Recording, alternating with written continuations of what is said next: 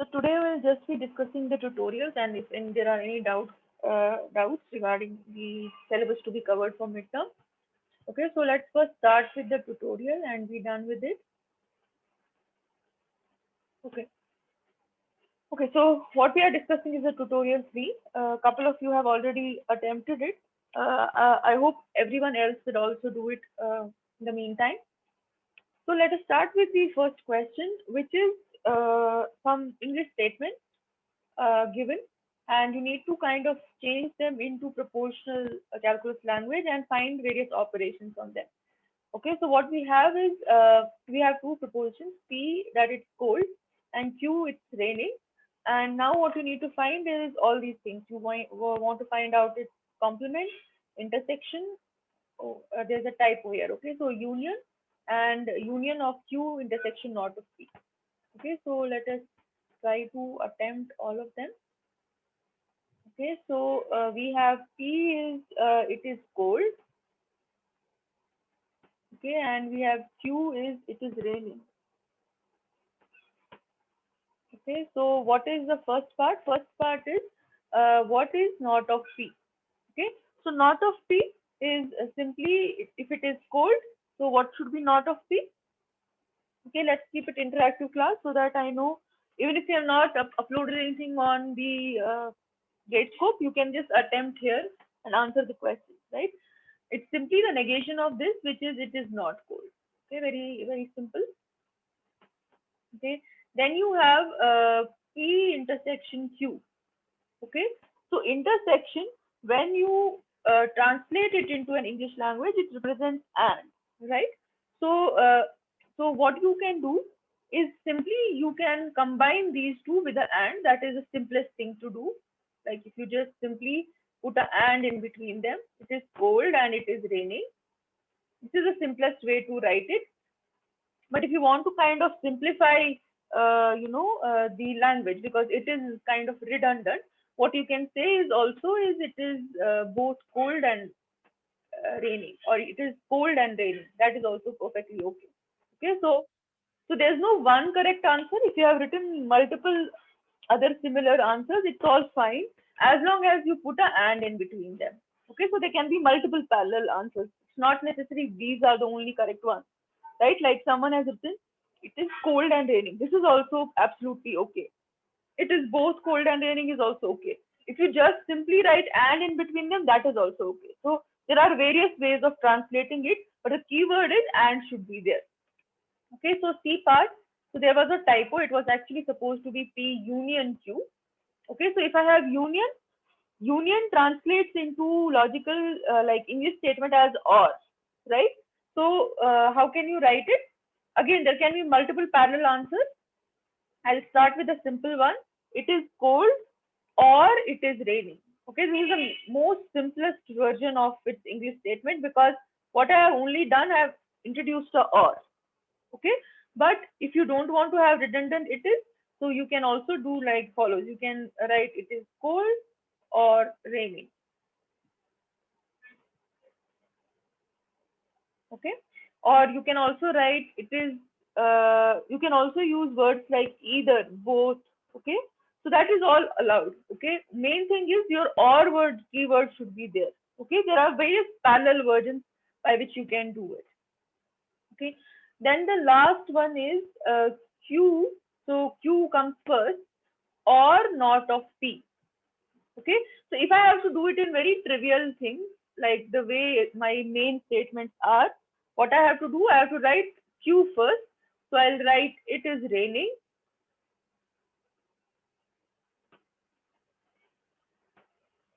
or not of P, it is not cold. Okay, so that's like the most trivial way to do it. Okay, you can remove the redundant it is, that's also perfectly okay. Or you can use the words like either, nor, both. Okay, that's all perfectly okay. Okay, what is more important in this question, what I want to highlight from this question is there are various parallel versions by in which you can write things. Okay, for or and it's still limited. When you go to like implication, if and then, there are various ways by which you can write or translate that to English statement. Okay, all of them are correct. Only thing you have to be cautious about, what is precedent and what is antecedent in implication. Okay, for all these things, main thing that you need to take forward are the keywords should be there. Like for implication, if there you need to have keyword if then or the equivalent versions of it. Similarly, when there is an and intersection, you need to have keyword and. Whenever there is a or, you need to have keyword or, and so on. Okay, so is this question clear to everyone?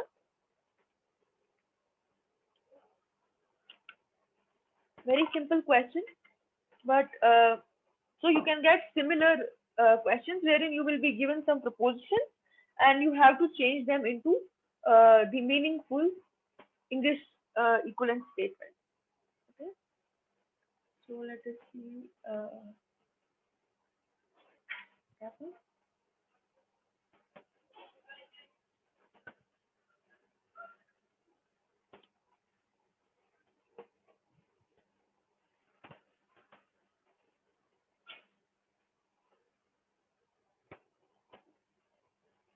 Why is it not adding something?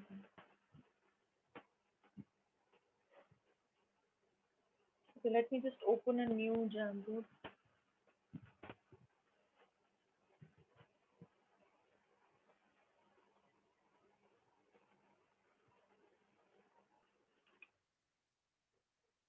Okay, is this question clear?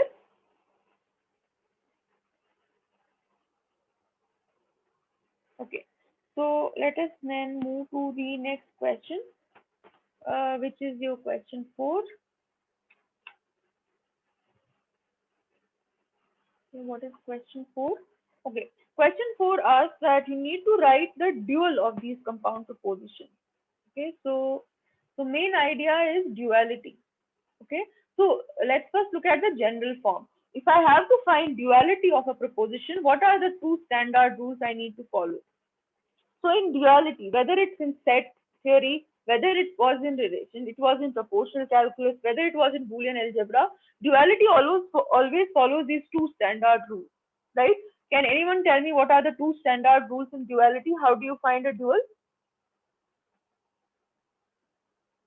Here, let us talk in terms of the propositions only. Excellent. Union by intersection or vice versa. And what else? 0 by 1, which you in this context can say true, true by false and vice versa, right? True is your 1 and 0 is your false.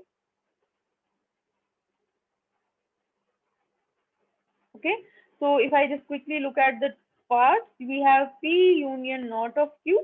So here there is first rule will only be applied. So dual we'll get is P intersection not of Q. Second is P intersection Q union R intersection T. Okay, so what will be the dual of this? Yes, class, what will be the dual of this? Okay, so what is going to be the dual of this? Okay, so I want all of you to try and let me know in chat box what do you think is will be the dual. Okay, good. So we have P union intersection becomes union, Q remains as it is, union becomes intersection, R union becomes intersection, and what is important is no Ayush and Shubham. So what happened to true? Will true remain as true? No, it will become false, right? That's how you calculate the dual, right? So this is one of the most frequently made mistakes that students do. They flip all the intersection and these signs, but they don't take the flip of the true value. Okay, remember that it's like this. Whenever in set theory we have a universal set, we need to replace it by its dual, which is the empty set. Same thing happens here. Whenever you have a zero, replace it by one. That is, if you have a false, replace it by true and vice versa. Okay, so you need to flip the two as well. Here you have P intersection not of Q, union becomes intersection, and intersection becomes union, and false becomes true.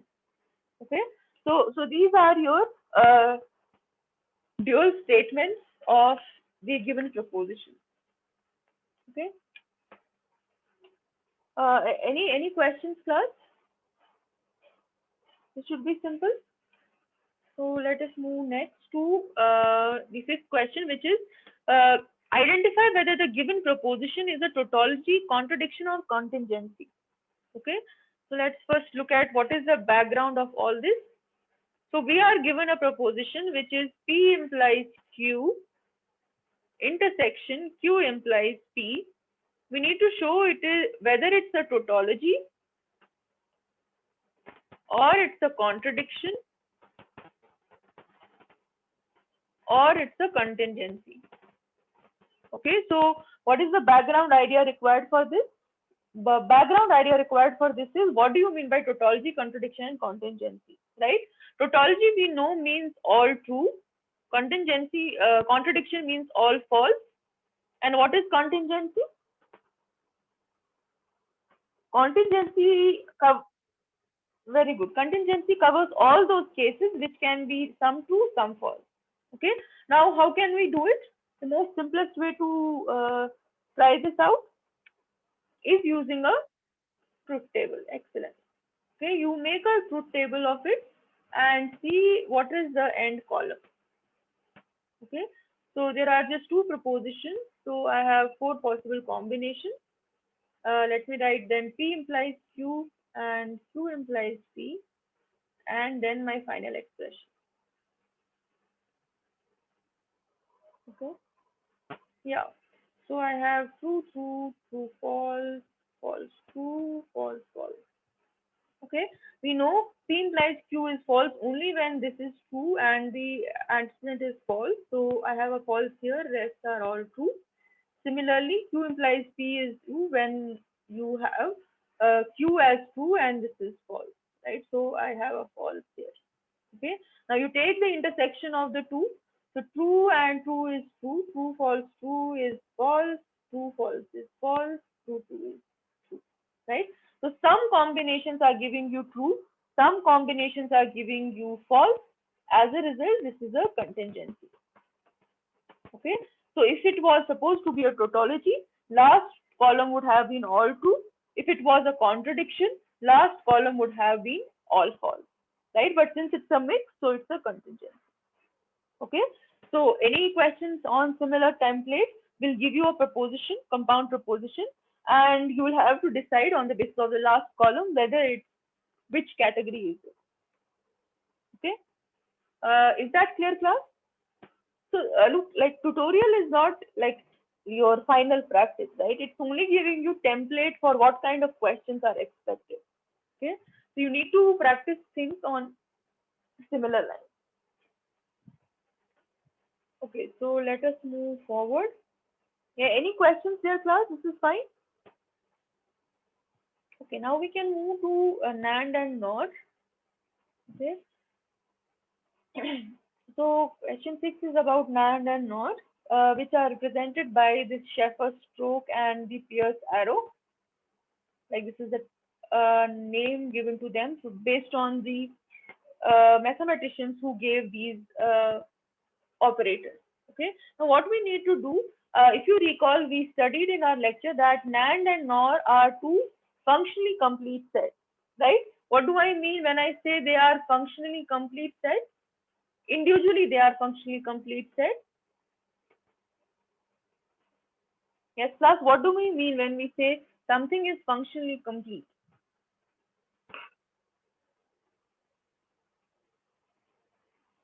What do we mean when we say something is functionally complete?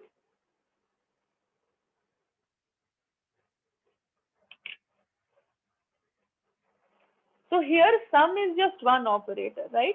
So basically what we mean is all the standard Boolean operations in Boolean algebra should be performed by just using multiple copies of the given operator, right? So what you are allowed is just this gate any number of times. but you should be able to extract all other functions. And that's what you had to show, that how can you use just a NAND gate? You're just equipped with a NAND gate. How can you perform all the other operations like not of x, x plus y, Boolean sum and Boolean product just using NAND gate? Okay. And similarly, you have to do the same thing for NOR gate. How can you perform complement, Boolean sum and Boolean product just using NOR gate? Okay, so there's no restriction on how many gates you use of NAND or NOR, but the only restriction is this is the only tool you have, right? So if I look at NAND, how can I get, so NAND is what? It is AND of two inputs followed by a NOT, right? So if I have to find NOT of X, how can I do that? Very good. X, NAND X. Okay. What will this do? If you put in the values here, you can see you will get X, Boolean product X whole complement, right? Which is your X complement. What about X plus Y? How can I get a Boolean sum? Okay. Boolean sum you can easily see from this. If you look at a simple NAND derivative, it is simply your X, by De Morgan's law, it is X complement plus Y complement, right? Now, if you want to get the Boolean sum in the simple form, you need to give the input itself as the complemented form, okay? So, we know how to represent a complement. It is X NAND X. So, I can represent X complement as X NAND X, okay, and Y as Y NAND Y, okay, and in between them I have NAND operator, okay. So this gives me NOT of X, this gives me NOT of Y, and if I perform the NAND, I get Boolean by De Morgan's law, okay. So the middle NAND is important. Most people tend to skip that, but that is where you will get the second complement, okay. Similarly, how do we do Boolean product? So for Boolean product, what you require is, okay, good. So Boolean product requires two different inputs being combined, right? So we have X NAND Y, okay. Second input is also X NAND Y, okay. So if you use them, you will get a single complement. So you can use De Morgan only once, right?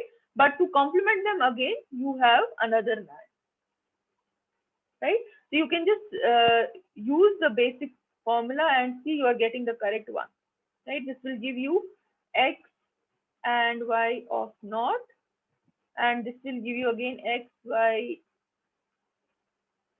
naught of naught, and if you then apply NAND at this level, you will get back Boolean product, right? Now similarly, how to do it for NOR? So complement part will be same, right? You do X NOR X, right? How to do Boolean sum? Yes, class, how to do Boolean sum? So basically, the way you did the in NAND, it will be flipped. Okay. For Boolean sum, you will have the two inputs put together, and for Boolean product, you will have two complements put together. Okay, and you can solve it for yourself. These will be equivalent, right?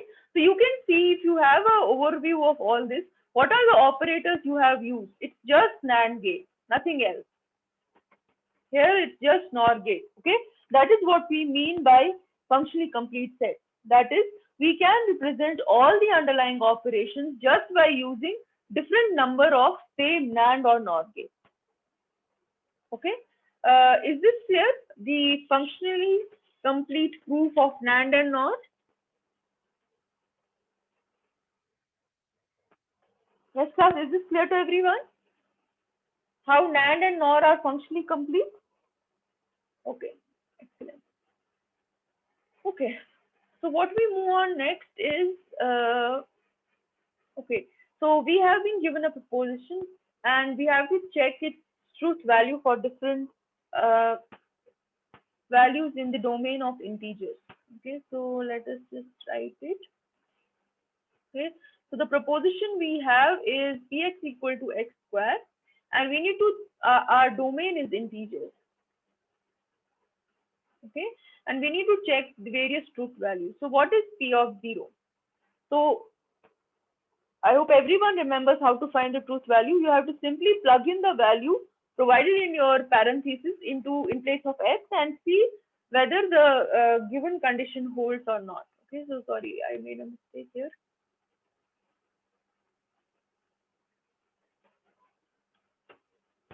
So p of x is whether x is equal to x square or not.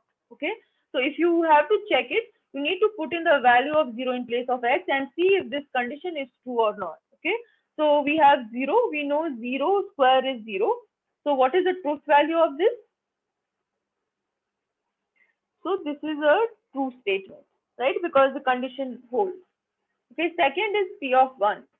Okay, so you have to simply place the value of 1 in this expression and see whether it's true or not, right? So what is its truth value?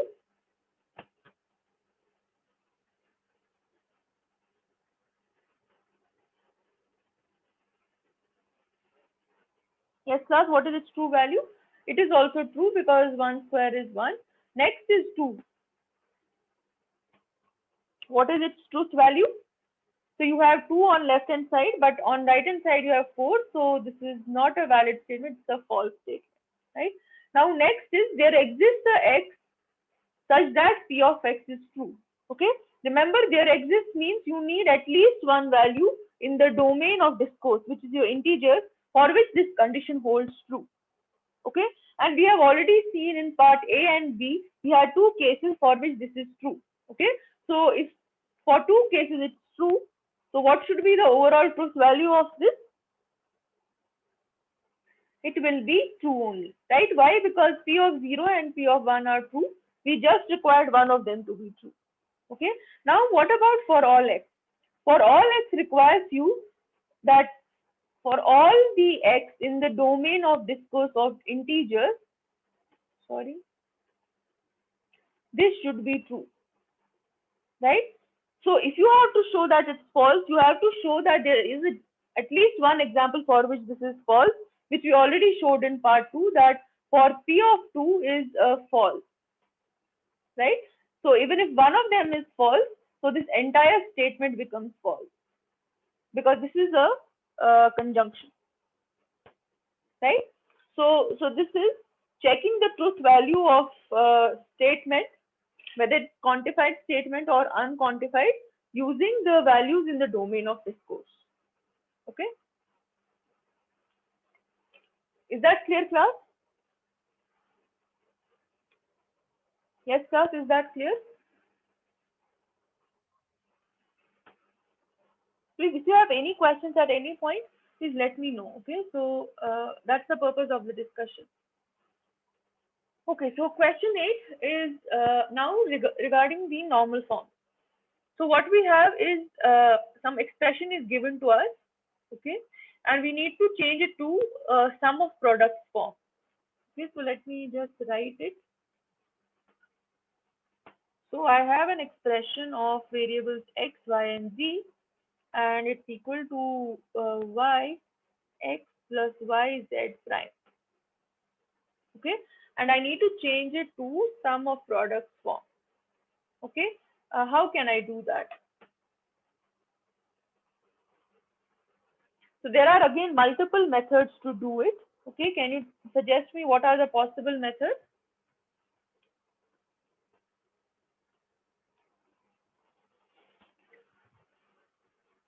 Yes, class, what are the possible methods?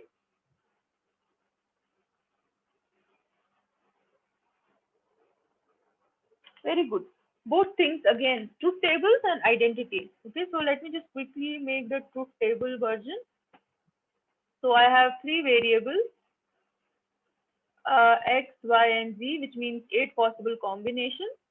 Okay, and what I'll do, I'll find this expression e. Okay, so you have three possible combinations. So you have true, true, true, true, true, false, true, false, true, false, true, true, true, false, false,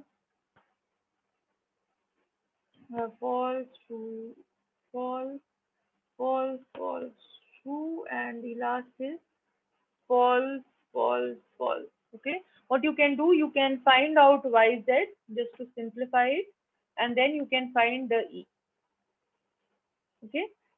So you can just solve it. It's and so you have true, false, false, true, false, false, false.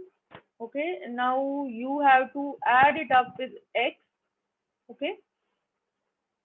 So you can solve this. Is this clear how to do it? Like it's better to have one more column x plus yz and then have the final expression e.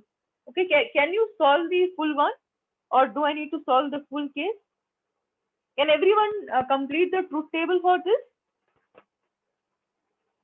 Yes, class, can everyone complete it or should I write it? Okay, so this is simple. You need to just take one more maybe column for simplification, which is x or yz, and then find the final combination. Okay, so what is more important is how do we then derive the product form? Okay, so for that, what is the step? The step is, so you will get some false and some true values. Okay, so specifically, what you will get is this combination false, true, false.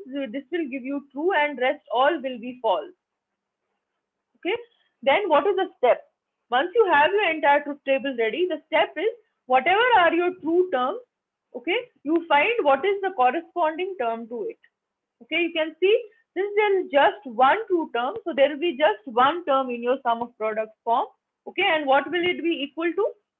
You have to see that based on what input combination will give me the truth value. Okay, so in this case, if this is the truth value, only truth value, so what is the equivalent term we get as per the input combination? Yes, class, what is the input term we get? So x is in which form? So we have false, true, and false, right? So what is the equivalent term we get? X is in complement form because it's false. Okay, then y is true, so it's in original form. Then z is also in the complement form, so this is the equivalent expression. So suppose you had two truths, so the second term would come after a sum, right? Because this is a sum of products form. Okay, is it clear how to get the sum of products from truth table? What you need to do, you need to just find out what are the true entries in the final expression, and for each true entry you have to write a product term. How do you write the product term? If something is false or zero, you take its complement variable or complement literal.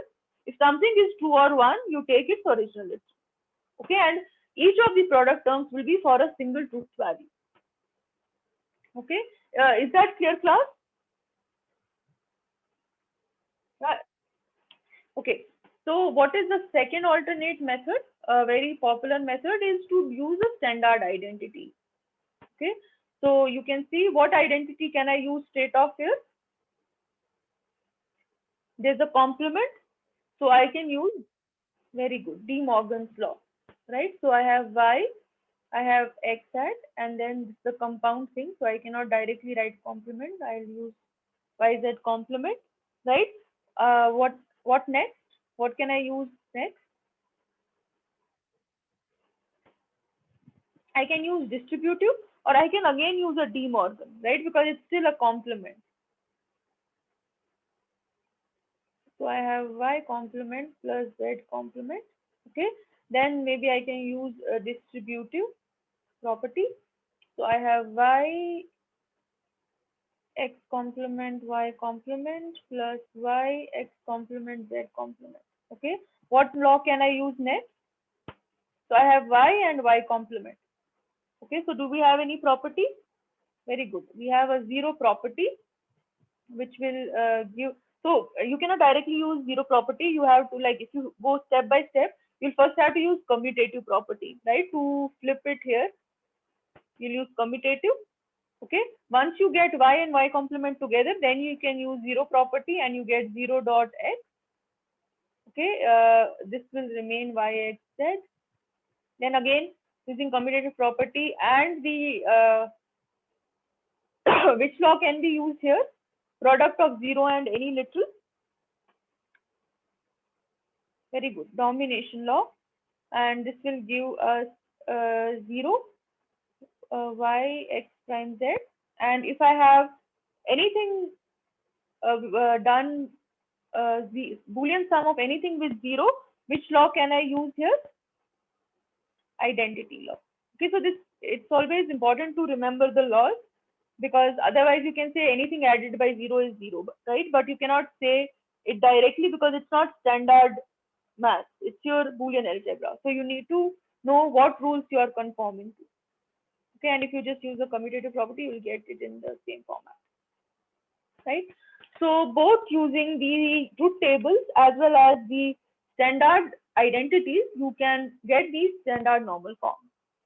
Okay, is this clear? Both the approach? Yes, class, is this clear? Okay, great. So let us move. We have two more questions. Okay, so next question is, we need to minimize this Boolean expression, okay, using Karnaugh map. So it is 1, 2, 3, 4 literals, Karnaugh map. So we have to have 4 literals.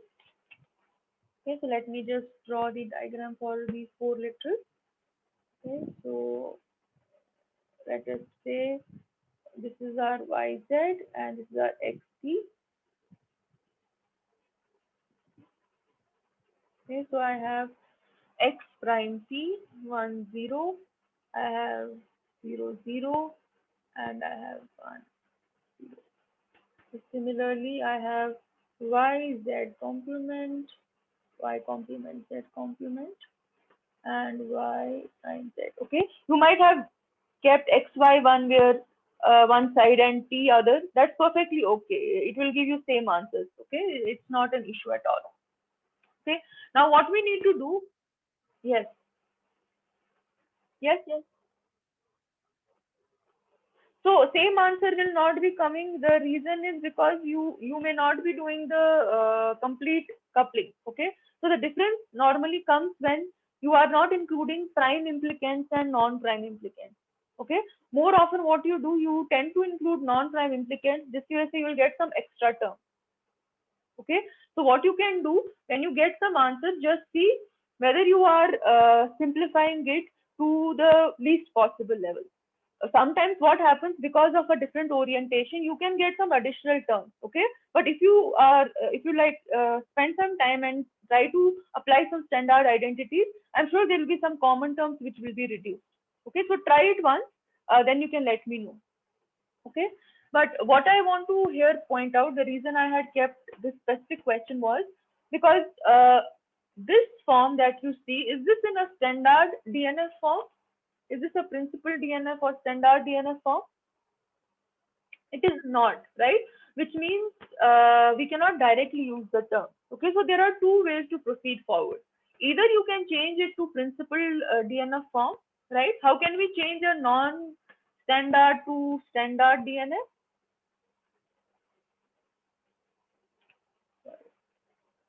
Anyone recalls how can we do this conversion? If I have a non, yeah, so if I have this term, say x prime y z, okay, how can I make it a standard term? Which identity specifically do we use in this case? Okay, so what we do, this is something you should always remember, is yes, identity and unit property. What we do, whatever is a missing variable, we add its sum of its the literal and its complement, right? And that's how we'll get it back into the normal form. Okay, but that's not important. It's not necessary. This is one approach to do it.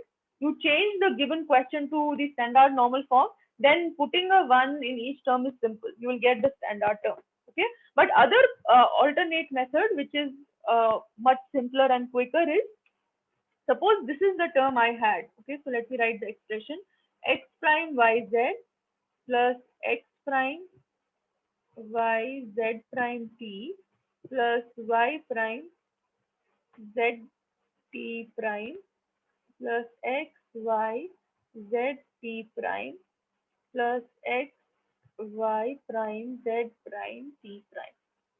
Okay, so some of the terms are standard, so let's first put them. So we have x prime yz prime t.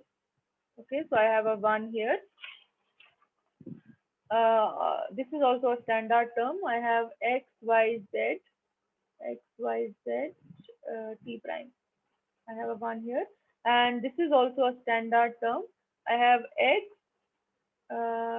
y prime z prime and t prime. Okay, I have a 1 here. Okay, so standard terms are all gone. Now these are the two non-standard terms. Okay, so instead of changing to the PNF, what you can simply do, whatever are the missing littles, at both of their complement and original form, you put a 1. That's what it means when I add t plus t plus, right? So if I have x prime yz, which is my x prime yz, okay, so you can see x prime yz, what terms does it represent? Yes, class, what terms does it represent? Because one of the literals is missing. So when I add t and t prime, what I am actually saying? What are the terms that it represents by minimizing? It represents x prime y z t. And what is the other term? Yes, class, what is the other term? Very good. So what I want to say is, I mean, you don't need to take all in procedure to do this. The way to visualize this is that wherever there is t missing variable, in both its complement and original form, you can put a 1. Okay, so that means if I have x prime y z t, I can put a 1 there, as well as x prime y z t prime. There also I can put a 1. Okay, similarly same thing you can do for the other non this term as well. Okay, so this is where you will end up having your 1. Okay, now if I have to do the grouping, always remember, start with the terms which are your largest possible grouping. Okay, and always try to aim for essential prime implicants, not the non-essential ones, because that is where you will get the redundant term. Okay, now can you tell me what all should I combine? So let me just name them.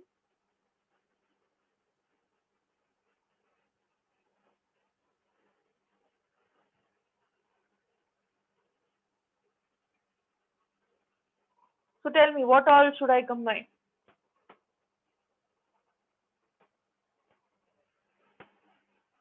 First column,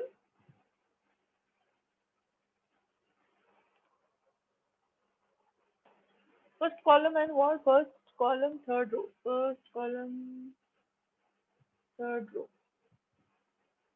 No, but we just got this term, right? X prime, YZ, T prime, right? So Asrar, we get that term there. The expanded form of this. It's okay. That's perfectly okay. Okay, so what are the grouping? So one grouping I can do is this, right? One grouping I can do is this. Okay, I could have done this and this, but I have a larger grouping, which is a group of 4. Okay, so I can easily cover it in these 3 terms. Okay, can you tell me what is the equivalent term for this grouping? So I have x prime t common, and I have yz prime, right? So what is the equivalent term for first? Very good, x prime y t. Okay, good. What about this second one?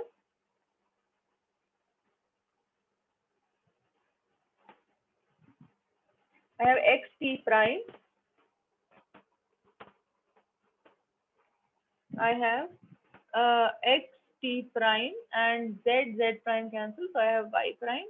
And what about this one? So since it's a group of 4, so it should be just 2 literals. So I have x prime x cancel, t prime is common, and I have y prime z.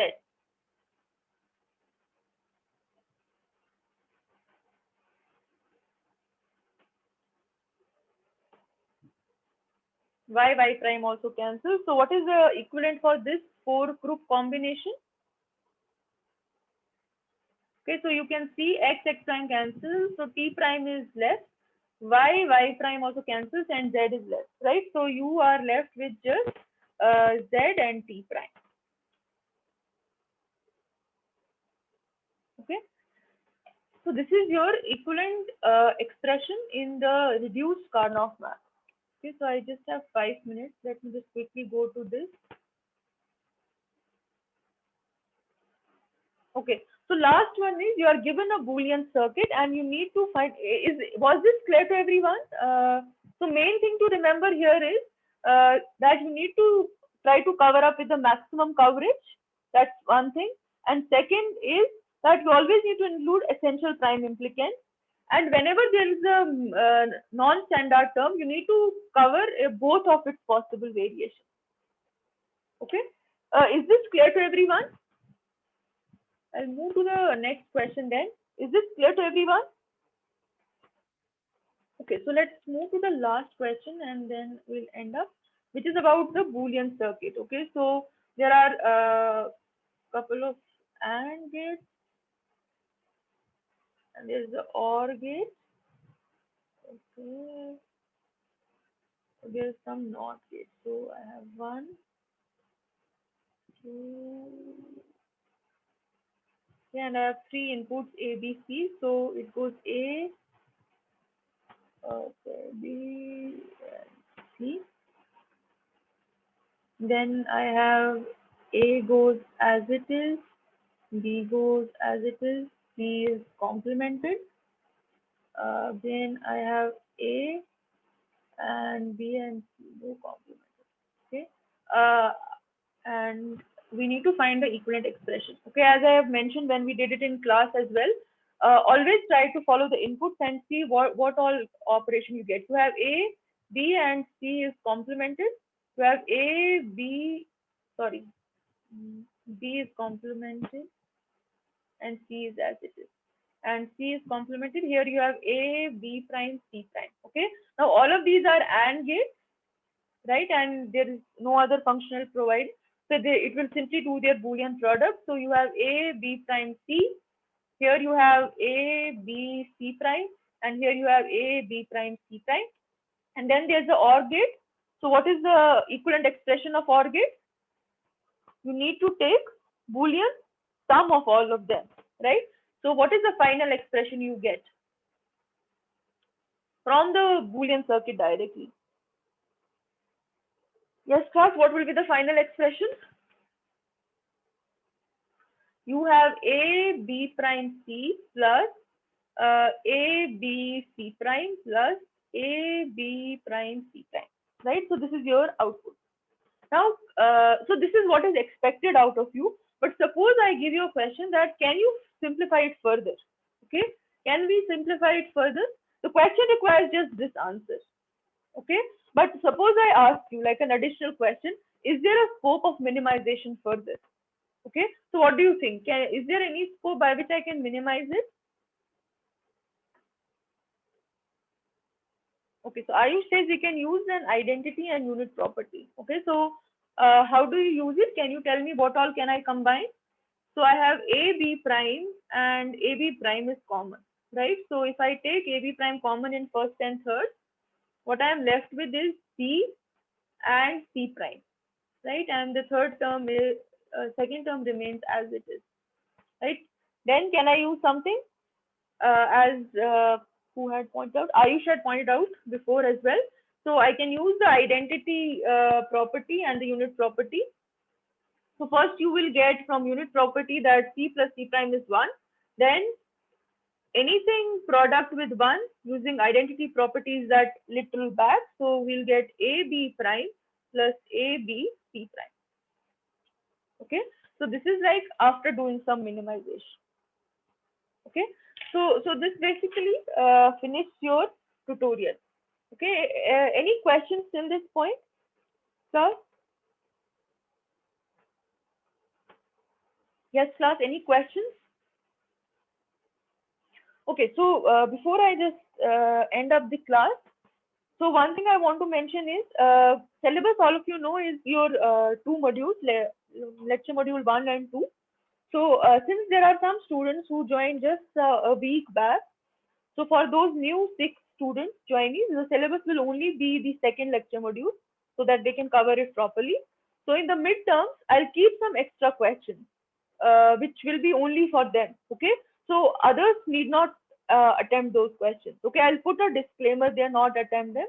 But I'm again repeating in class so that you don't end up wasting your time by, if there are 4 questions for everyone, there are 2 extra, you end up doing them as well. Okay. So don't waste your time on those questions where it is written that it's not for you, it's only for new joinees. Okay. So keep a note of that. Other than that, all the best for your all exams, not just for this course. And in case you have any questions, like over the weekend you practice some, please feel free to drop them on Piazza. I'd be happy to take them. Okay. All the best. So I'll see you next now on exam day.